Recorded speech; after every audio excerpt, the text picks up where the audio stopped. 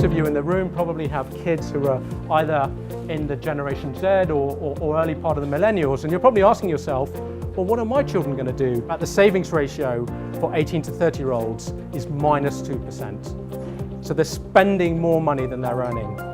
And this is the reason I wrote the children's book, because if we go all the way back, actually we find 21-year-olds don't know what they're doing. So let's go to 18-year-olds, they don't know what they're doing. And then someone said, why don't you do primary school? So we went to 11-year-olds and found the 11-year-olds were just as good as the 15-year-olds. So we went to 10-year-olds and the 10-year-olds were just as good as the 15-year-olds.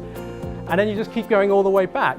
And in the last 4 years, discovered that money-saving habits are formed really early on. Money habits are formed by the age of 7. And so I said, you know what, let's go right the way back to the beginning, and let's start by writing a children's book. I've gone on Amazon, there are less than 10 books in the entire world that vaguely even have some kind of financial education theme to it. On that note, this is one of my favorite quotes. Tell me and I forget, teach me and I remember, involve me and I will learn it. Children, said their wise old grandpa, neither of you should be eating all those acorns. Let me read you a story about the bears and the monkeys. They had banana parties. They even wasted the bananas by throwing them at each other. But one day, the weather changed. Rather than eating all their berries, the wise bears had saved some of their berries for the winter. Every day, they would eat enough to be full and put the rest of their berries aside. That's why every time we find 10 acorns, the first thing we do is save 2 of them, just in case. That way, when we aren't so lucky, we'll always have extra acorns.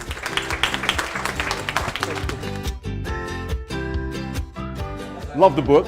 Illustrations are fabulous. It's a simple story, but like all simple stories, it has this ability to really make this profound point. I think Save Your Acorns is a revolutionary new book, which is applicable to parents and grandparents as it is to the children they're going to read it to.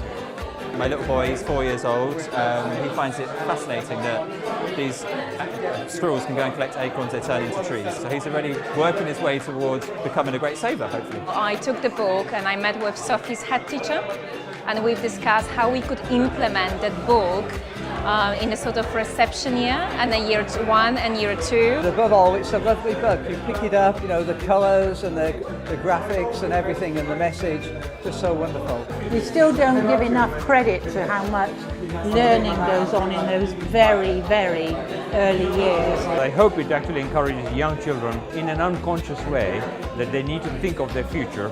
We learn a lot more when we're younger than when we're older, so learning these messages early is far more valuable than learning them late. There's a huge importance for people to understand how small savings can yield greater dividends in the future. So my children are 7, 9 and 11, and they loved it. And they asked to read it again the next night and the next night. There is probably no single thing that we can do to ensure that someone has financial security in the future than teach them that habit of saving. I'm going to go and buy one on Amazon today.